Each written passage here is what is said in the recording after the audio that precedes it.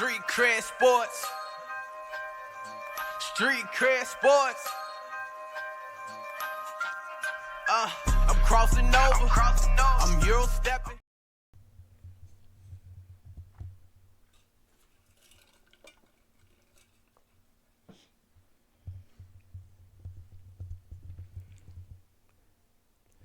Hello, this is Keenan of Street Cred Sports Training, and welcome to another episode of Time to Ball.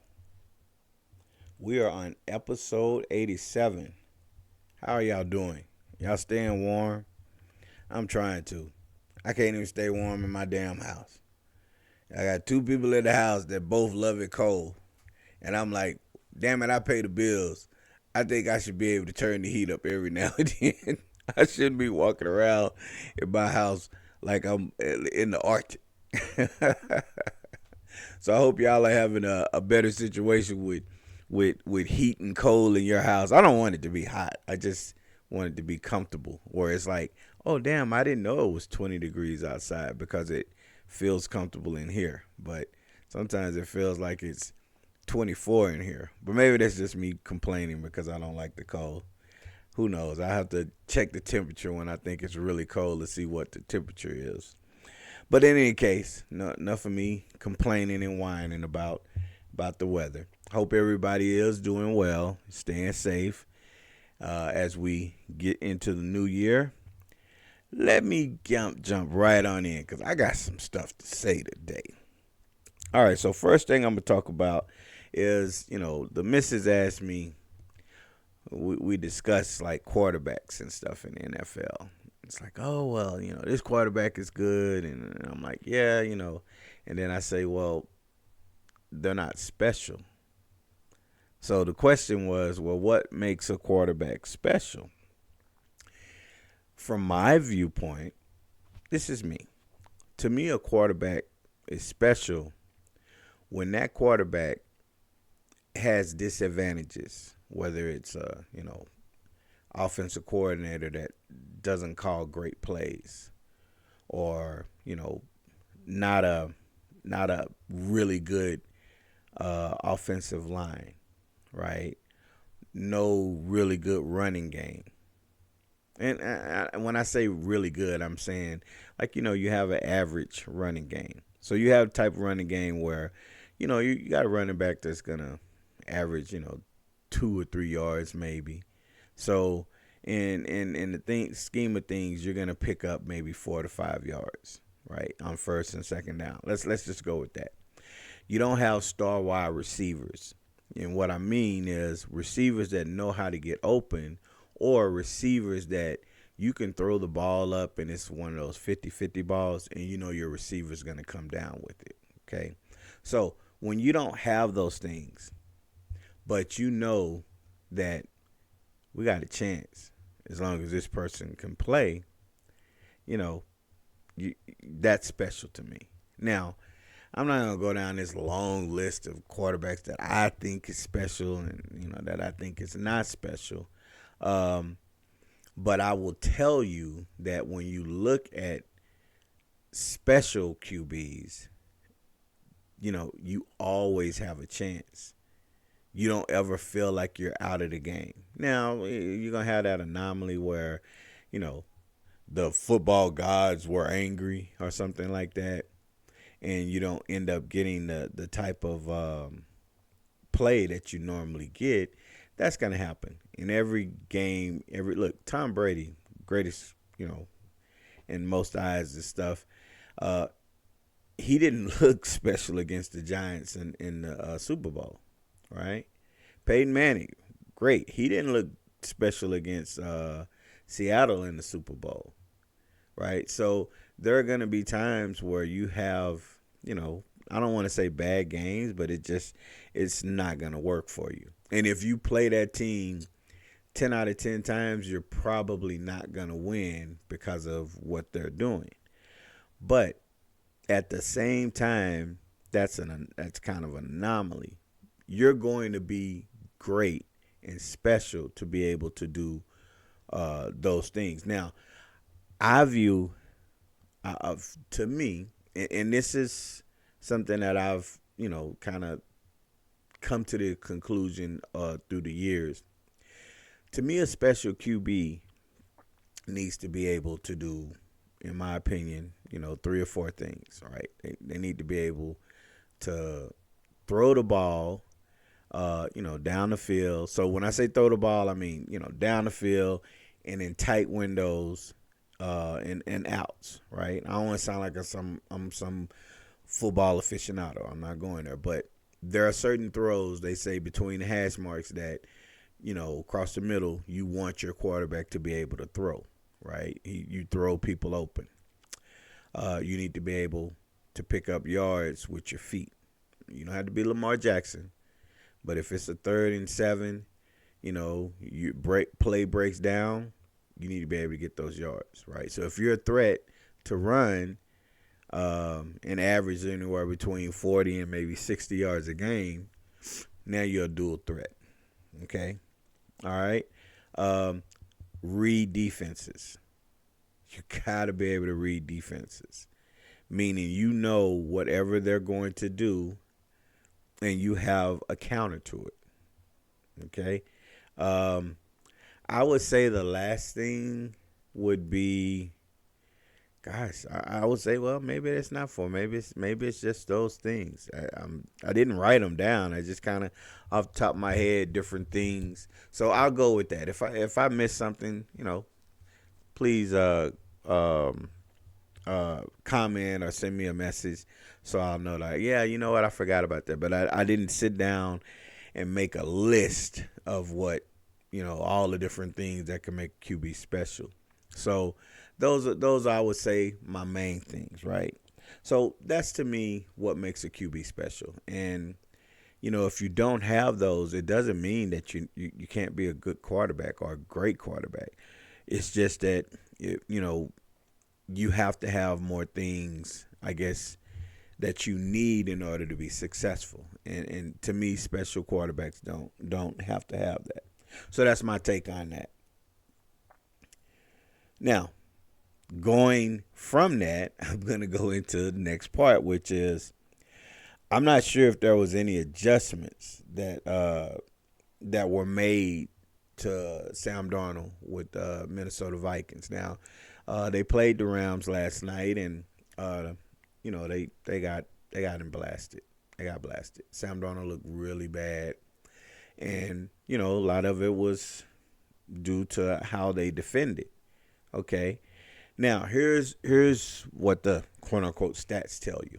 Stats say that Sam Darnold usually averages holding the ball in his hands over 4 seconds. I want to say it's somewhere between 4.5 and 4.8. He holds the ball a lot longer than what I think they said average quarterbacks hold the ball. He doesn't get it out of his hands fast. Now, when they played against Detroit for the number 1 seed and the lead in the division, Detroit, blitz, put tons of pressure on him. Now, they knew, hey, he's going to hold the ball for a while, so we're going to have a lot of chance to get to him.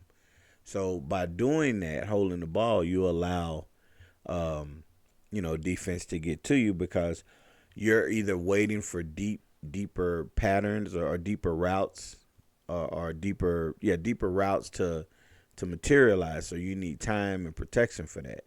So if you're holding the ball for 4.5 seconds and they're getting a rush to you at 3.8 to 4 seconds, you're not going to be able to get those passes away. And now that rush is putting you in a bad position because you're starting to, have to get rid of the ball. Now, my question was, and look, I'm not in the film room. I'm not in the organization. I'm just somebody who was just kind of analyzing what I saw. I didn't see any adjustments. And here are the adjustments, that I didn't see. I didn't see a lot of quick passes, slants, outs, maybe some screens. Now, I mean, they tried to get some and stuff. The main thing I didn't see, Sam Darnold say, hey, you know what? I'm going to put my head down and I'm going to rush for, 4 or 5 yards here or there. Because, like I said, you don't have to be able to have Lamar Jackson like, you don't have to have like Lamar Jackson like legs, but if run, then on a regular basis, you're going to be able to slow that pass rush down. All right. Now here's what. Okay, on his rush attempts, Darnold rushed 4 times for 19 yards. His longest was 17. So that means on one of his runs, he got 17 of those 19 yards. So that other three rush attempts amounted to 2 yards. So I'm not saying he has to rush for 100 yards like Lamar, but when you get sacked 9 times, and in a lot of those, there was a situation where it was like a 3rd and 8, and they were kind of within field goal range. They were like just on the outskirts. So, and it was a critical time. So if you don't have to get the whole 9. You have to get points, right? Points are at a premium. You know you're going to need a field goal. The way I was looking at it, schematically with the time they had, you get a field goal, now you still got to score. But as long as you're putting points on the board at that point, I'm not saying you got to keep kicking field goals, but you were going to probably need a field goal. So get that field goal. Now, at 3rd and 8, and you get sacked and you lose 23 yards because you're trying to run as opposed to, you know what, hey, let me just, okay, it's not there. Let me get 3 or 4 yards. Now that, 49 or 50-yard field goal now becomes a 44, 43 to 46-yard field goal, right? It's indoors, okay? You should be able to, kickers should be able to make that unless your kicker has been bad all year. But in any case, those are things that you should be able to do. So if you're running somewhat, you should be able to get yards. And I'm not saying that he has to. If he's not capable of running, then you have to have some other adjustments. But the way I viewed it is you got to be able to adjust. Now, I use it in in basketball terms. If a team is pressing you, you have to learn how you have to deal with the press. If they normally run man-to-man and they say, hey, we're going to press them, you got to deal with that press. They're not going to stop pressing you. They're not going to stop blitzing just because you can't deal with it. No, you have to adjust. So I didn't see adjustments. Now, again, I'm not official NATO when it comes to football. So I can't tell you if, oh yeah, I'm seeing it, but based on what they were showing and based on what the football people who've played the game, they were saying the same thing. He didn't make the necessary adjustments that needed to be made. Having said that, the Vikings have a decision to make at QB. Now, did Sam Darnold, give himself some a pay cut with his last 2 performances? Who knows? Maybe he did. Maybe he was going to command $50 million. Maybe he's only going to be able to command $35 million. Hell, I'll take that. I'm not gonna say, oh no, it's got to be 50. You have to decide what you're going to do if you're Minnesota because you have a guy who's successful. Here are the questions I would ask. Was this Sam Darnold's ceiling?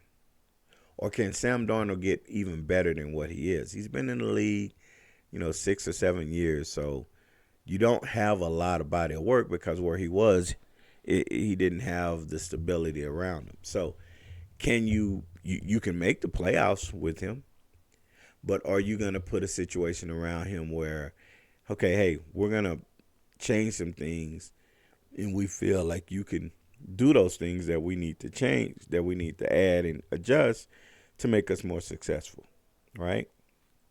Then you had J.J. McCarthy, who was hurt, who would have been a rookie this year, but he was hurt. You don't know what his ceiling is. His ceiling could be higher than Sam Darnold. Plus, he's under contract, and you don't have to pay him as much for the next 3 years as you would have to pay Sam Darnold. So, what would you do? Do you keep them both and let Sam Darnold just work? I mean, not Sam Darnold. Let J.J. McCarthy just learn and grow, or do you say, "No, we're gonna start with this young fella and we're gonna go from there"? The good thing for JJ is that he's been able to see everything, and learn more off the field. And obviously, you can't quantify. I like that word. Can't quantify what it means to actually be on the field with that speed and stuff, right? But he does kind of have a head start in the sense that he didn't have to go in and just kind of, learn on the fly. So, there's that. But do you get rid of Sam Darnold, right? What if you get rid of Sam Darnold and this kid struggles all year and your window is closing, right? And now you kind of have a situation where you have to rebuild because, your star receivers aren't going to stay if they can't get the ball, right? So there's a big question now. I think it's a good problem to have, but I don't know if you would keep both. I mean, I guess you could, but if you pay Sam Darnold, you're going to probably pay him for, 2 to 4 years at a hefty price. And then if he doesn't do well in his first year back, then you're on the hook for it. So that's kind of interesting. I want to see what's going to happen with what they do. So we'll see. All right, next I want to talk about the Rockets and Grizzlies. Houston and Memphis. They've played twice in the last week, and it's must-see TV because they match up. They're so similar with athleticism and how they play, and they're physical, that those games both come down to the wire. The last game, Ja had two huge baskets to win. He had an off game. Okay. This game, I think it was Jalen Green had 40, 42, 44. But it still came down to like a missed shot. It was Ja had an opportunity to drive, and they packed it in, and he lost the ball off his leg, trying to get around someone, and and then they had to foul and stuff like that. But I think that part was the game with like 28 seconds left. When he tried to get in or get to the line, then he missed 2 free throws that would have kept him close. So he makes those free throws. I think they're down 3 with maybe 7 or 8 seconds left. He makes both of them. They're down 1. So you still got opportunity because all you got to do is, foul. They have to make both their free throws. If they do, you still at 3. You still have opportunity to, draw up a play. I don't know if they had any timeouts left. Or you put pressure on them by getting up and getting the screen for somebody to get a catch and shoot or something like that. So there are opportunities to maybe tie it and send it to overtime. But it's a really good between those two teams and Oklahoma City Thunder. That is a lot of athleticism and a lot of youth in defense, right?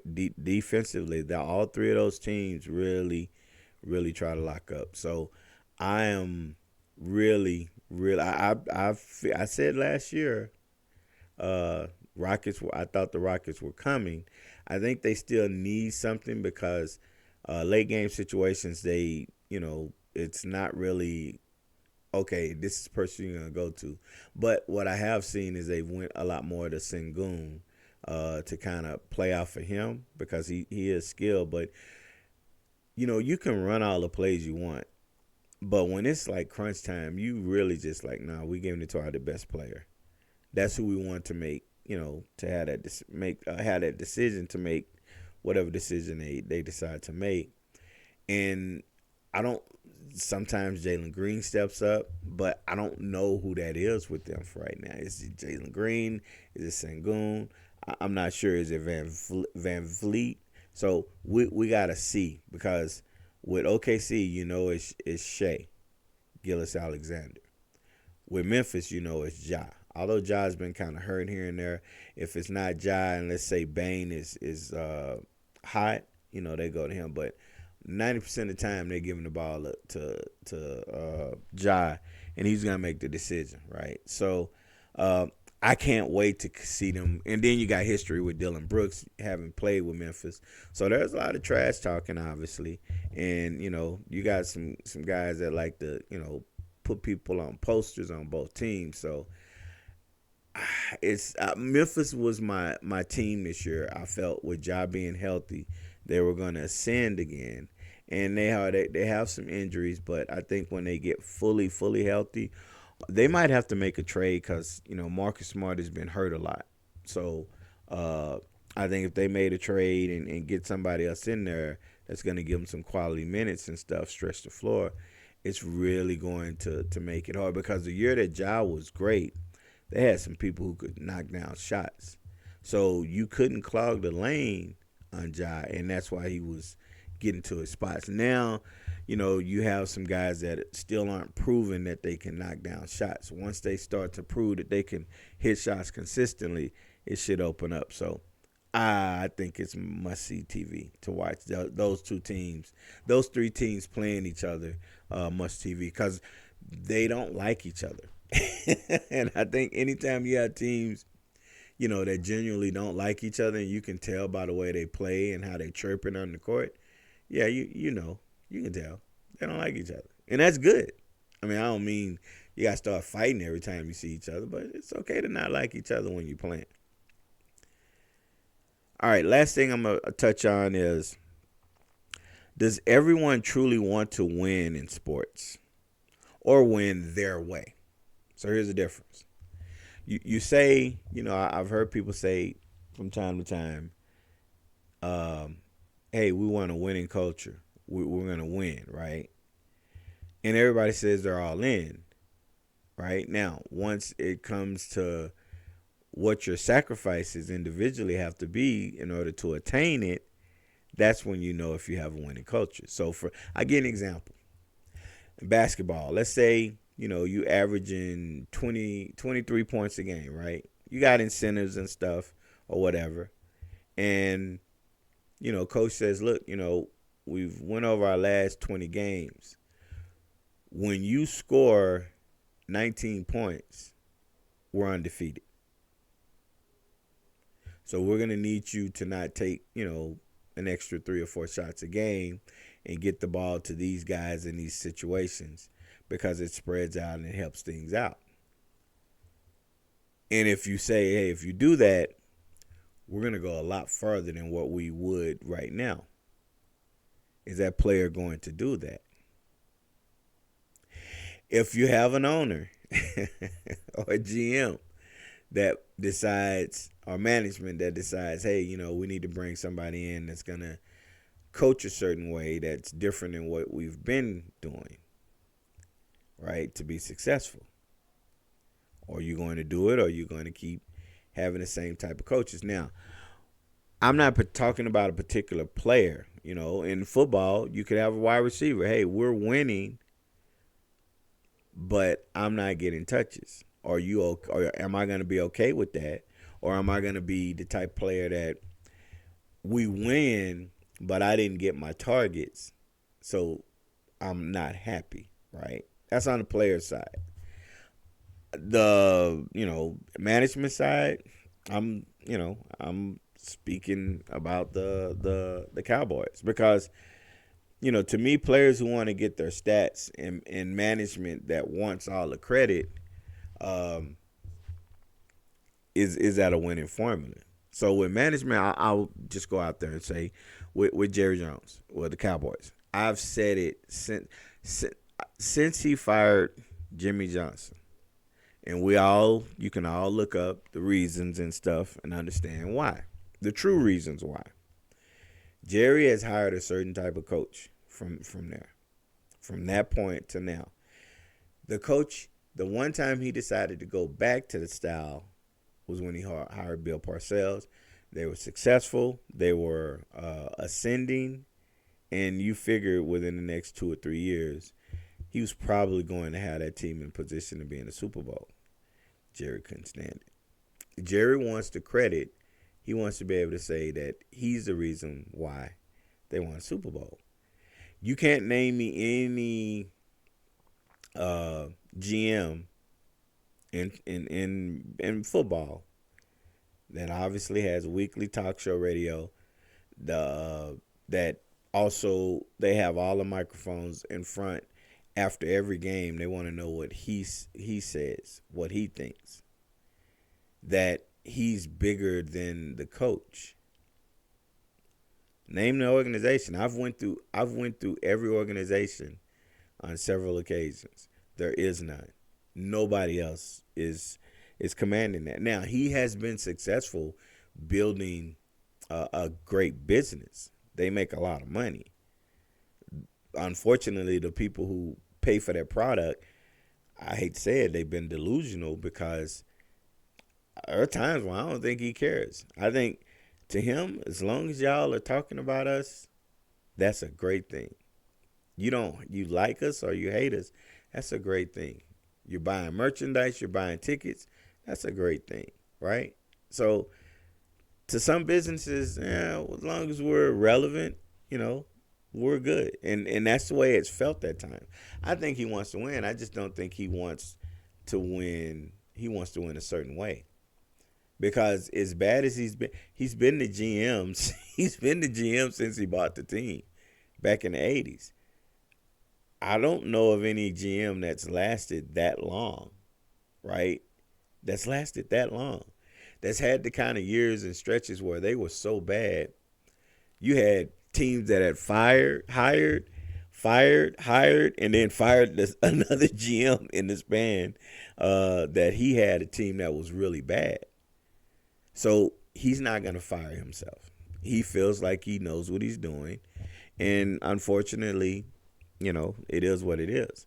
I'd be shocked if he gets somebody that is in that Jimmy Johnson, Parcells mold. That's no nonsense. You're a football player, say it. And it goes for pretty much any sports.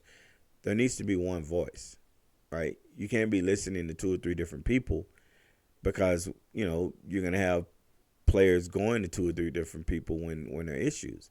And that's not a good look. So I don't even know if there's a really good quality coach that's no nonsense that fits in that mold of Jimmy and Bill that would even want that job. So you often have to ask yourself, what do you truly want? What are you truly prepared to do to win? Because if it means that you're going to have to sacrifice certain things that you normally don't have to sacrifice, you still want to win that bad, right? And you have players that are like, nah, we're going to win because of me, right? I'm going to get us over the top, without understanding that, well, it takes a team. And yeah, you might be able to score all the points or make all the touchdowns, but you still need your team to do it. And if they're keeping you from doing it, and somebody's open for a shot, or somebody's open for a quick, screen pass to, run down that normally doesn't get covered, that's the person that needs to help. So I want to see what happens. I want to see what happens. All right. So let me get to my basketball ideology. All right, so first thing I want to ask is, I want to talk about nepotism. Is there nepotism with coaches? Okay, so what do I mean? Your brother's a coach. Yeah, it could be. You hire your brother as an assistant coach, or your cousin, or somebody in your family. Now, nepotism, I don't think is a terrible thing if you're having qualified people. Right? If you have an opportunity to have somebody who's qualified, but you choose to get your cousin or your wife's brother, right, and your brother and that brother-in-law is not qualified, then that's when nepotism is bad. But having the authority to say this person's great for the job, unfortunately, this person just happens to be my relative. You know, people look bad, but think about it. As long as that works, then it really should it be a problem? Okay, if you hire your kid or something. Now, in sports, what I'm talking about is because nepotism happens everywhere, and all businesses, forms of life. You get your hookup. Hey, they're hiring, I'll get you on, right? That kind of stuff. So as long as I would say as long as people qualify, then it doesn't matter to me, right? I guess until I'm up for it and I should get it, and it goes to somebody else, then yeah, of course I'll have a problem with it. But hey, I need to put myself in a position where I can do the same thing. I guess it's kind of how I'll try to look at it. I want to talk about coaches coaching their kids. That's the nepotism I want to talk about. Is it good or bad? Is it worse on the high school and the city level, lower levels? I mean, you've seen it in the professional ranks in the NBA. You had Doc Rivers, who had his son on the team, and people said, "Hey, you know what? He shouldn't be an NBA player." His son was really good. His son was a really good NBA player. Now he wasn't, a top tier person, and that's kind of what they were trying to throw out there early. But I could tell early on, I was like, no, he'll be a good player, but he's not special. There that word is again. So yeah, that's an example. But I mean, you didn't see. To me, I never saw a situation where the doc was like, your son is just terrible, and you're gonna keep playing him. We see that in high school. We are seeing that in high school. We see it obviously on city level, the smaller teams, because you have parents who coach the team, who start teams so their kids can have an opportunity to play, and they pick up some players and stuff like that. So you see that going on. Now, is it good? It can be. What makes it bad is when you have a situation where those players that are playing are not good, and they're still being allowed to play. And then you have other players that make some of those name mistakes. I'm sorry, they're not good. Yeah, they're not good, but they're still allowed to be on the floor. But then you have players that make one mistake and they're out of the game. So I'll give you an example. Kid makes a turnover. He's taken out of the game, right? One turnover, he's out, never sees the floor. But then that coach has a son or daughter on the team, and that son or daughter has 7 turnovers, but they stay in the game. How does that work? How do you build trust and accountability if that is your coaching style? Right? Now, I get the whole, hey, you know what? I trust that, my child is going to make the right decision, because you have coaches that do that anyway, where some players, they get yanked after one mistake. Other players get to make tons of mistakes, right? And when it's crunch time, you want those players in. There are various reasons why. Some of them I don't get. Now, in crunch time, if this player is gonna make mistakes, but gonna ultimately, make the right decision, then I get that. The issue with the issue with people that have this problem, and with me to a certain degree, is if you have 7 turnovers throughout the game, that's fine, right? You're going to have turnovers. Everybody's going to have turnovers. But if you have like 4 or 5 turnovers in one quarter, like almost seemingly back to back to back to back, and you don't take them out, just to take them out, settle them down, correct them, discuss it, that's a problem. You got to correct as a coach. You gotta be able to sit down and say, call the timeout, go get him. Change something to settle him down, right? That's what you should do. I've said it on many podcasts. I'm always I would be a 2 turnover type person. And there are certain situations where you make a turnover, I'm a pull you. But those are rare. For the most part, I got to give you, some time to try to figure it out. Not a lot of time, but I'm going to give you some time, right? And, my philosophy has been if you make 2 turnovers, I'm bringing you out. Now, if you make 2 turnovers, but let's say you make a bad pass, that's turnover. That person comes down on a fast break, and you get in and you take a charge. Well, you just erase that turnover. It's a wash. You get the ball back, right? So if you make a good play within a play or two of you making a bad play, I'm not going to count that bad play because you made up for it, right? You got to have the opportunity. But if you make a bad play and then you make, and I just take you out because of that, how am I helping you grow as a player? So I think nepotism is alive and well. I've had some. I even had a parent who said, "Yeah, well, my child, didn't make the A team. They made the B team."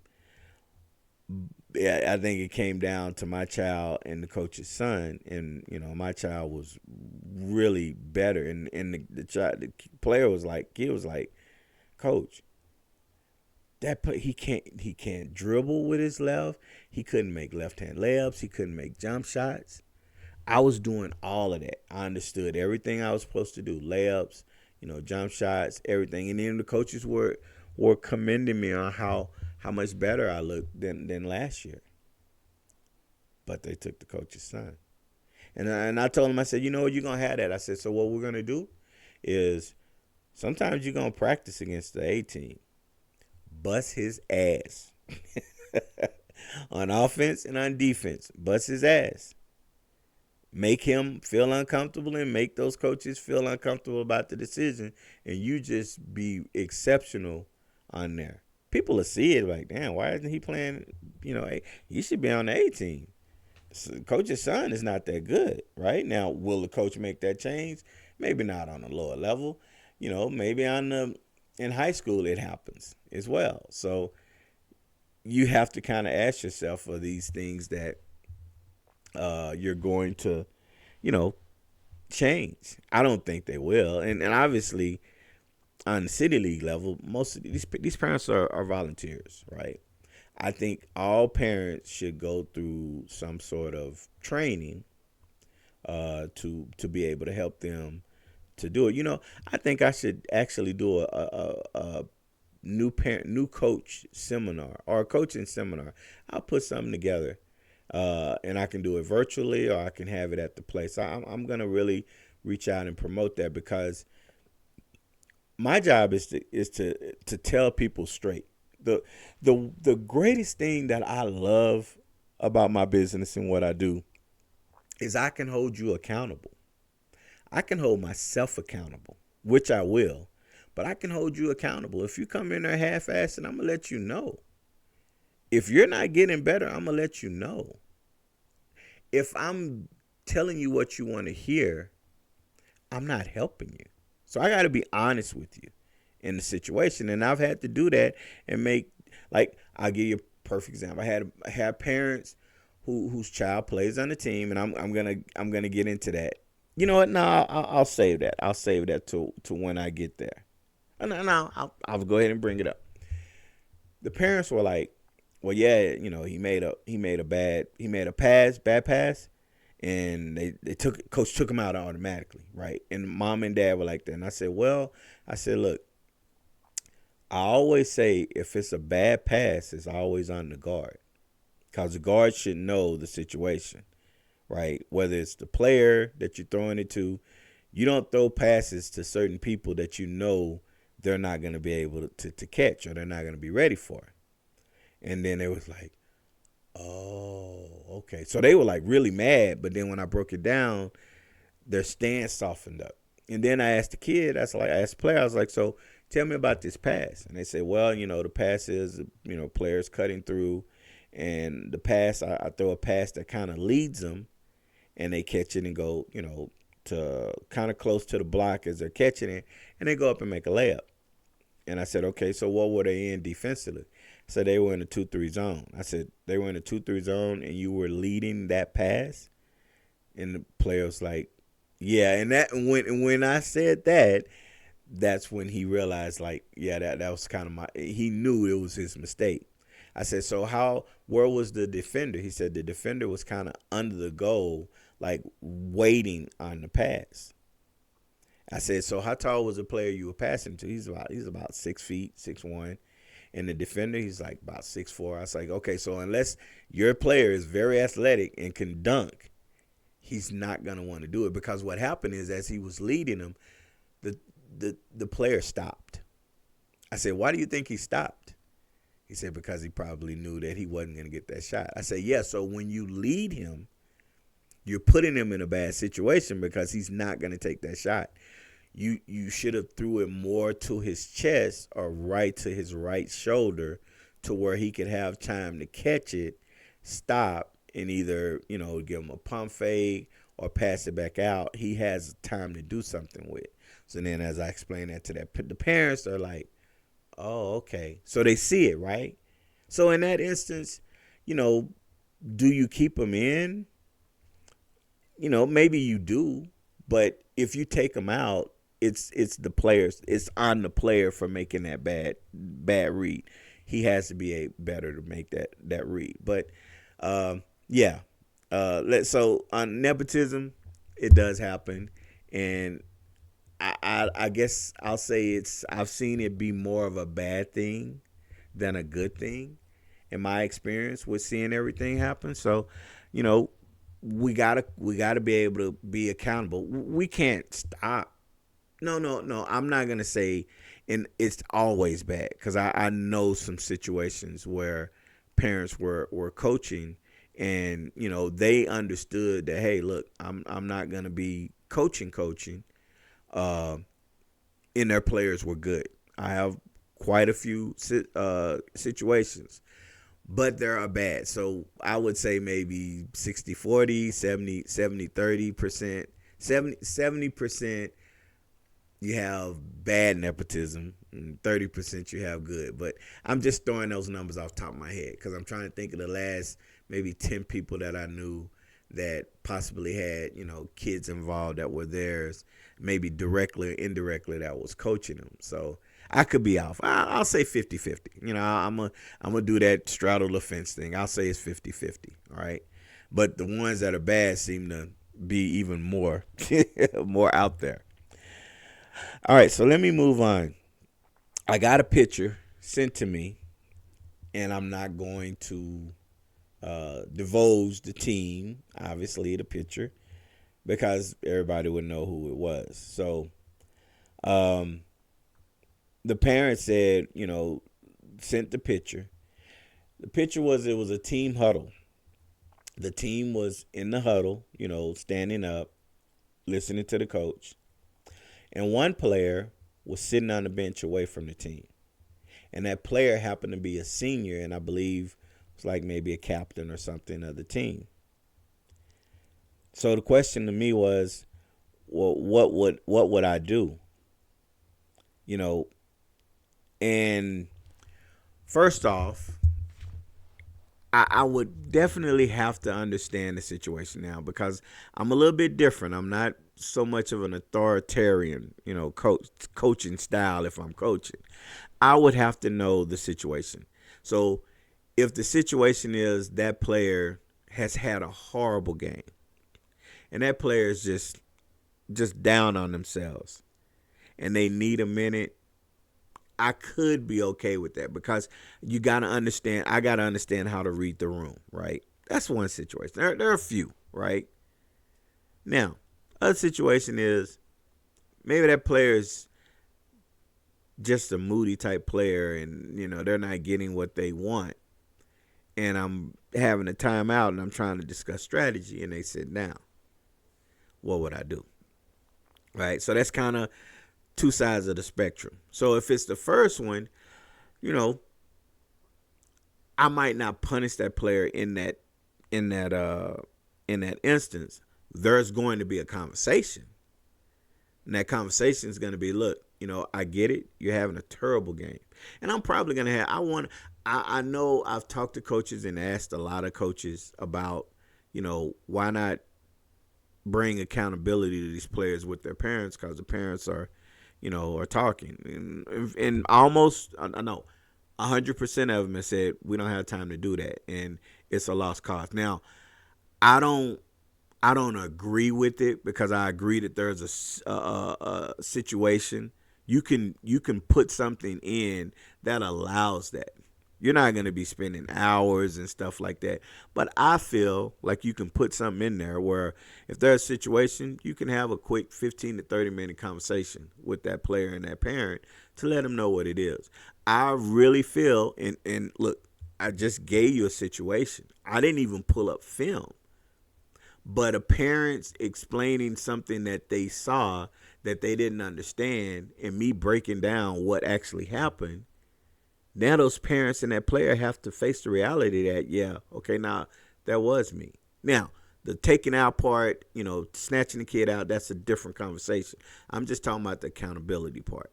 Okay, so I feel like you could create a situation, you could create a blueprint where you could address those things. So for me, we'll just talk about me.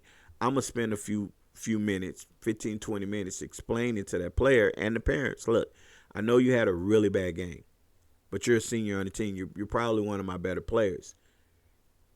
I can't have you doing that, because if you do it and I allow you to do it, then why is this talented sophomore going to listen to you when you're trying to give them instructions about something that's going on, right?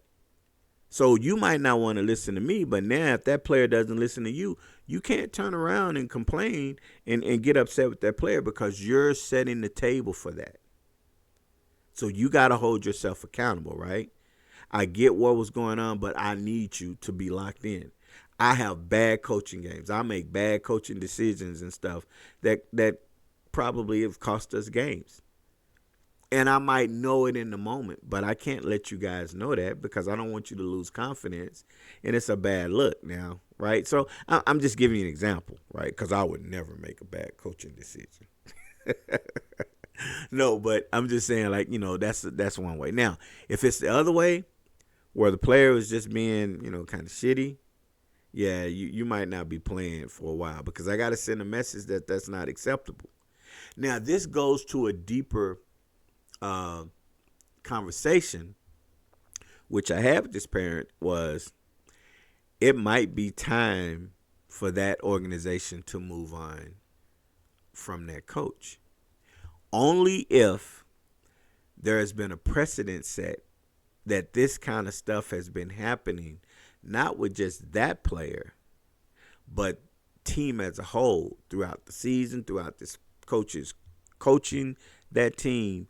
You've seen things continually happen, and it's led up to where maybe those players don't trust or don't believe in what the coach is saying, right? If they have not a talented, top 4 in the country, top 4 in the state, top 4 in the city team, but their record indicates that they should be beating teams and should have a better record than what they have, but they've continually come up on the losing end of games that they should have won. And now those players just seem like, man, you know what coach is trying to get us to do is not working. And then we don't even have the freedom when we see something and we know that what coach is wanting us to do, this team is scouted and schemed it, and they're taking it away. And when we try to do things that we know are going to be successful, coach doesn't want to hear it. Coach wants us to run the play. That's demoralizing. That's like saying, okay, I need you to go outside and go get this. All right, well, I'm gonna put on. Okay, hold on. Let me go put on sweatpants and jackets because the mosquitoes are really bad. Oh, no, I don't care about that. You just go out there and get it and then come back. You just run and get it. Yeah, but it don't matter. I got to stop, and these mosquitoes are really aggressive, and I'm allergic to them. Well, I need you to go out there and get it right now, not in a few minutes, right? Like, you're not gonna be able. You're gonna go. You might go do it, but you know what's gonna be the outcome of it. You're gonna get bit a lot. Now, that was just on the top of my head. Maybe somebody's like, "Man, that's a terrible analogy," but in my head, I'm like, "Yeah, that kind of sounds cool. That kind of sounds like it, right?" But in any case, what I'm trying to get at is when you have situations where you have people who seem to only want it done their way, and now I will tell you that is on all levels because all signs point to Sacramento Kings having that same situation with their coach where things were starting to turn and the players were not allowed, as professionals, were not allowed to come to the coach and adjust, right? So when you have that situation, you're going to have an unhappy situation that something needs to change. So do I think, because I've been hearing this from this school for the past two or 3 years, do I think this coach survives after this year? I don't. I don't think this coach survives after this year. I think this coach is let go. Okay. Now, do you have to grow from stuff? Now, again, I'm not absolving the player sitting down, right? And under no circumstance. Now, the level of punishment is going to depend on why the player sat down. If it's maybe I don't put that player in the rest of the game because their head isn't into it. But I have to get and understand that, right? But if the player is just being a little ass, yeah, maybe you're going to miss the next 2 games for that, right? Even if you're the best player, I got to send a message, right? You got to send a message. Now, do you punish your best player like you punish your practice player? No, because there apparently there are levels to this. Me, I might do the same, but there are levels to this. But see, I want to create an environment where I'm holding everybody accountable. I don't give a damn who you are. You can't be late, right? Don't come in just because you average 30 and you're the top person thinking you're going to come in late. Now, okay, you're late. Now you're going to miss some time. Do I make you miss more time than one of my other players? Probably not, because ultimately we want to win the game. But you're going to know. You're going to be like, damn, coach, you leave me out this long? Yeah, I'm going to leave you out. And here's the thing. If we lose this game, it's not on me. I didn't just decide to bench you. No, I needed to send a message that you're not bigger than the team. You need to understand that. And if we don't succeed as a team, if we fail as a team, that's fine. But if we're failing because one of the components of the team isn't upholding their part, who is that going to be on? Yeah, you can say, oh, the coach should have played him. Yeah, but I sent the message. If the player is on time doing what they're supposed to do, we're not even having this discussion, right? And that's just the way I see it. All right, so what is bad coaching? What to do when you're in that situation? If you're on a team and you have bad coaching. So let me give you an example.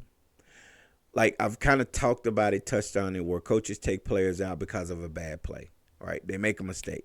Okay, they're told to do one thing and they're doing it, and then the coach takes them out because they didn't do something else. They didn't communicate to the player. Now, situation I'm saying is players running a certain type of defense that they're running. And the player asks the coach, we playing straight up? We doing this? Yeah, that's what we're doing. Okay. And then all of a sudden they're supposed to trap, but the player didn't trap because the coach told the player that they're playing straight up. And then the player gets taken out.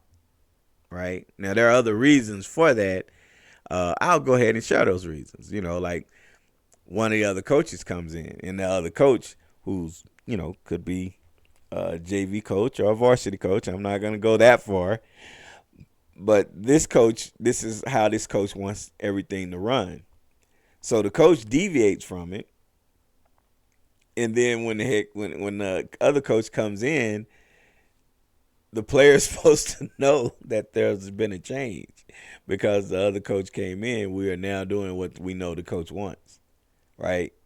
So not holding himself accountable for it, what goes on, right? So to me, and this is just to me, that's bad coaching because your player doesn't follow the old instructions because you didn't send a memo or call a timeout or yell like, hey, blitz or whatever it is. So now everybody knows we're back in the same motion. And you can do these things, right? And it looks like you're a really good coach because you're calling signals. Hey, if I say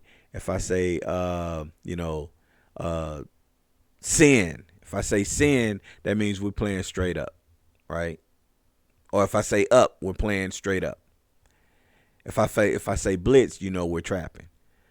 So if it's up, right?